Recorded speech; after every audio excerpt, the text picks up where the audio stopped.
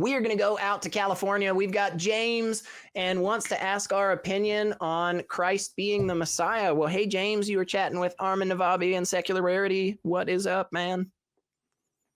Hey, guys.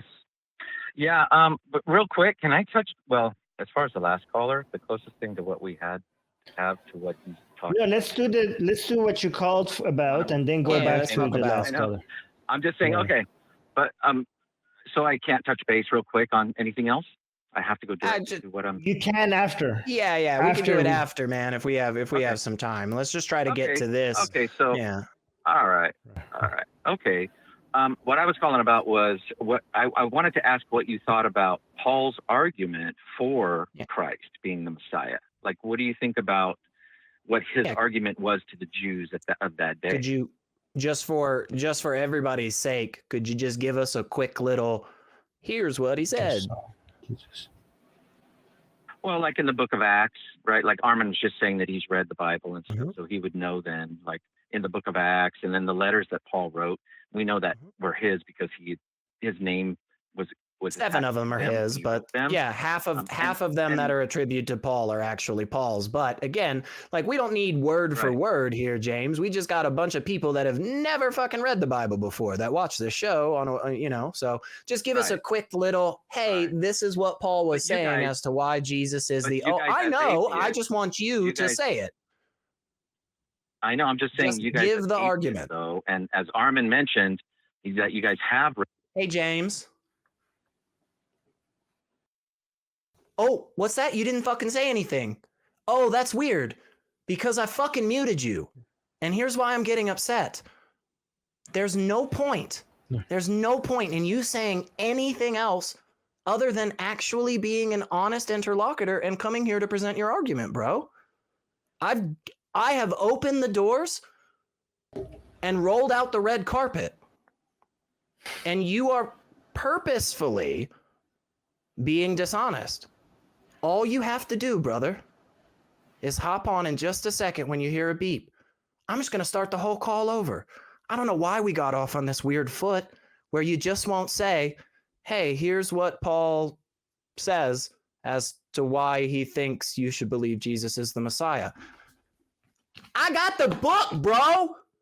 I don't need you to tell me. I'm doing that so that everybody here can follow along, okay? So let's all be adults about this. Let's be cool people. And let's go out to California. We're going to talk to James. He, him, wants to ask us our thoughts on Paul's argument for Christ being the Messiah. Hey, James, you're talking with Secular Rarity and Armin Navabi. Real quick, just so that everybody follows along, could you give us what Paul's argument is? Yeah, so Paul brings up to the Jewish people about how they've rejected the people that God has sent to them all throughout their history, going all the way back to the book of Genesis, Exodus, Leviticus, and so on, and how they've rejected the people that God sent, and how he brings up how everything is revealed in the Old Testament for the Messiah, but it was like written in plain sight. So it wasn't understood, and that's why a lot of the Jewish people today still reject Jesus as the Messiah, and they're waiting for their Messiah to come, because when he did arrive, he did everything spiritually what they were expecting physically. For example, can I give a couple examples? So, go for it, James, and thank you for telling us all that. Okay, so the delivery from slavery, the Passover, when you sacrifice the lamb, put the blood over the door, and the angel of death passes through. Your firstborn won't die. The circumcision of the flesh, the raising up of the snake in the desert, so the people looked at it and then believed God and they were healed. All of these things that happened, they were delivered into the promised land and so on. And Paul brings up the fact that how all these things happened to you guys, and God did all these things physically, but still the didn't Messiah believe that was coming is right. But see, they believed and still do that the Messiah that comes will do all of these things, establish a kingdom. He'll make them high in society. They won't be being oppressed anymore.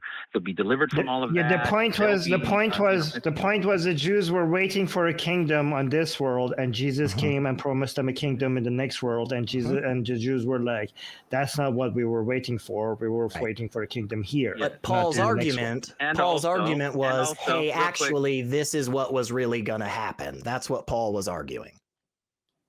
Well, he was also arguing that it's not about the law, because the law doesn't fix anything.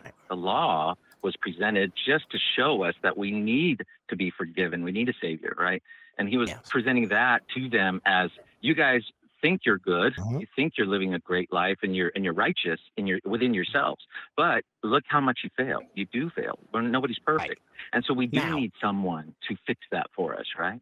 That's his argument. He's showing them all throughout history how they rejected those people, and here's the Messiah, and you're still rejecting this one. We're with you, James. We're with you. And real quick, I just want to say thank you so very much for presenting that. I'm sorry I had to yell. Now, here is my response to that, okay, James? I think I'm following you. I think I understand what you're getting at. And my response is that the same reason that I reject Paul's assertion there is the same reason that I reject Muhammad's, and the same reason that I reject Joseph Smith's. They all said those things. Every single one of them said, "Oh man, you actually just missed the signs. But here they are. The old scriptures talked about them. You just were mistaken." So there's that. And then the other aspect of it is, I think the things that when people like that, when they go back to older scriptures and books and stories, and they point out things and they say, "Look what this is telling us." I think those things are very, very vague.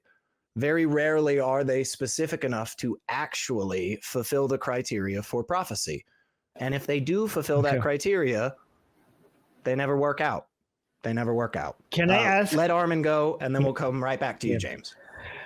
Okay, so correct me if I'm wrong, but Paul, I thought you were going to refer to the fact that Paul claimed that there are eyewitnesses, right? But Paul himself was not an eyewitness. Is that, if I remember correctly, this is a while back ago. Paul himself didn't witness anything, but Paul claims that there were 500 people witnessing like Jesus's resurrection and stuff, and there's nobody recorded other than Paul. That is, I mean, if I remember correctly, like Paul was, all the claims of eyewitnesses come, the large number of Paul eyewitnesses come from Paul just claiming this. So I thought that you were going to refer to why Jesus is God. It was that there's just so many eyewitnesses. The same, like Paul was claiming that, and that's the same claim that people are making that today. So, but again, Paul himself is just referring to other people without witnessing anything himself, and he's just believing them. And we have to actually do something more than Paul. Paul at least acts like he has met all of these, like, you know, many of these eyewitnesses. But we have to trust Paul, and we have to trust Paul's trust in these people. Like, we don't even know if Paul made that up. We don't know if Paul actually met these 500 witnesses. And we just have to go with his word. If I remember correctly, everything hinges on this Paul's claim being true. Like, we have nobody that directly has witnessed any of these miracles. We just have people who claim that they have talked to people who have witnessed these miracles. Is that accurate, or or am I misremembering some of this? No, it's my memory. Yeah. No, I right. But so here, but we also have to look at this. So Paul was Saul. He was a Pharisee. He was a law-abiding, Moses-following, Ten Commandment guy. He was high in society, had money. He was raised up under another Pharisee. He was also killing. He was also killing Christians. He was also killing Christians. Right? Yeah, what does that matter? I know the fact that he right. converted. So why is that hold important? on. Well, let me finish. Just let me finish real quick.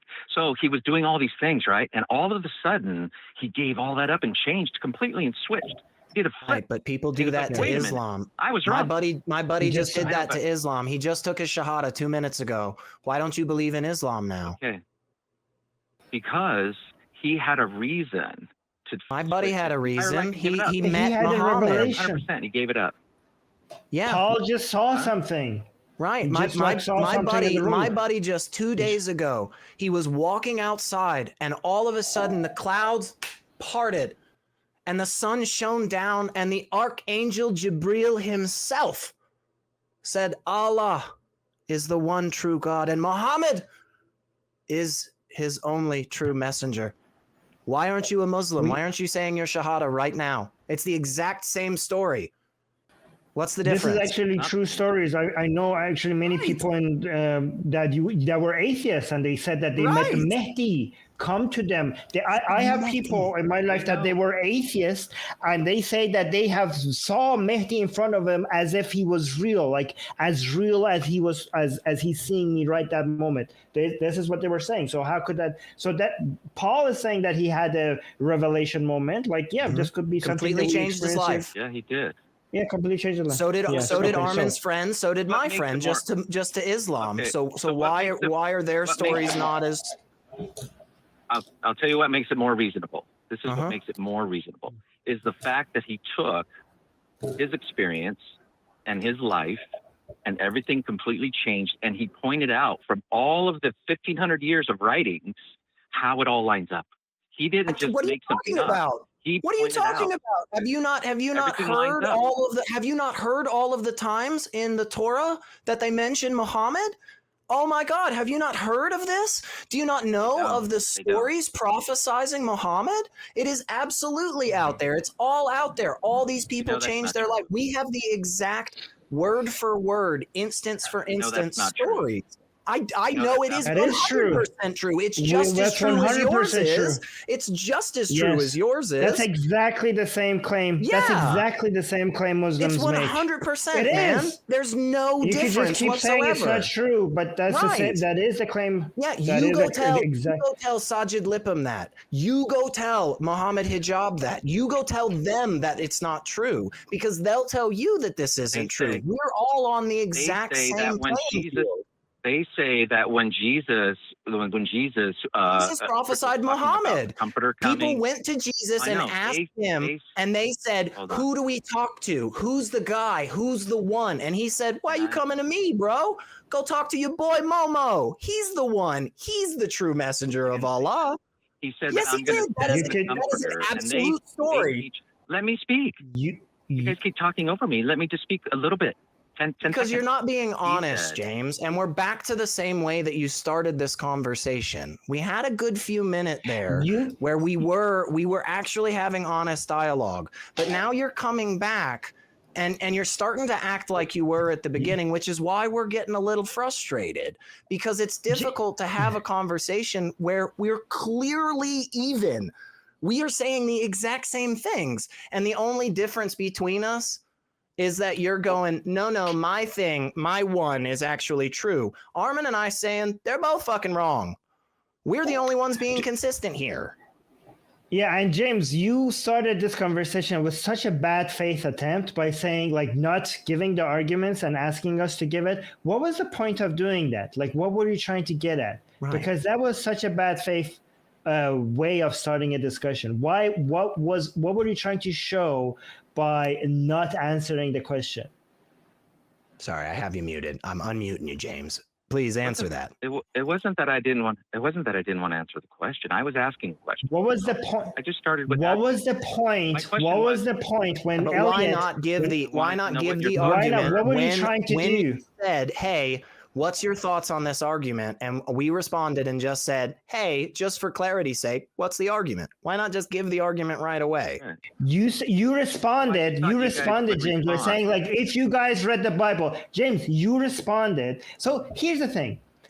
Based on what me and Elliot are saying, that even if our understanding is not like we don't completely remember everything that we read in the Bible, that me and Elliot know about Christianity just based on this conversation more than 99% of Christians. You know that we have an understanding of the Bible and what's in it, okay, more than most Christians do.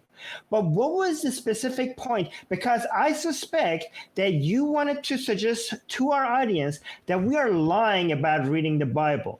Do you really think that me and Elliot were lying about the fact that we read the Bible? And was that your intention by saying, like, you guys read the Bible, you tell me? Because let me tell you something. Most people who have read the Bible would not have the same answer that you had. These are all based on interpretations. If you say what Paul's argument is, most people that read the Bible every single day would not come up with the specific same answers that you just came up with here. Yeah. People would have different interpretations. I thought he was going to go the route you were saying, Armin, which is, well, Paul mentions the 500. I thought that was going to be the route. So honestly, yeah. But hey, look, James, real quick, okay? I know. For many, many viewers out there, they could say this call wasn't perfect. They could say, hey, maybe this call wasn't really that fucking good at all. Okay? I think we have established a baseline, and I think when you give us a call back in the future, I think we will have even better conversation. Okay.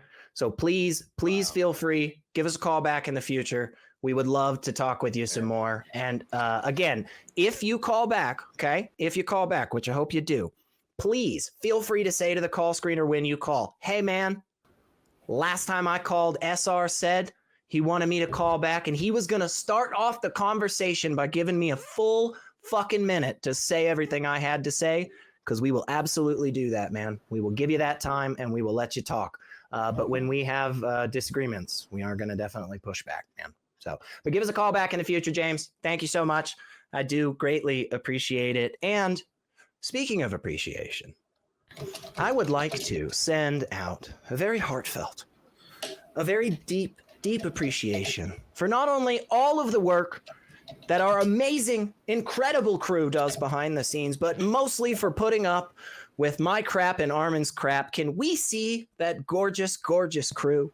Such an incredible group of people that constantly are disappointed with myself and Armin and think, why? Why did we do this? What's going on? Like, why is this just why? Can't we please bring Kelly back? Which, speaking of, could we get our wonderful backup host, Mr. Kelly Laughlin himself, up here? Holy crap, Kelly! Have you been back there the whole time, brother? Oh, you're muted. See? Oh, you're muted. I know, and you come on and you it's like you've never done this before, man. What are you? Come on, man. You're pulling a Johnny right now.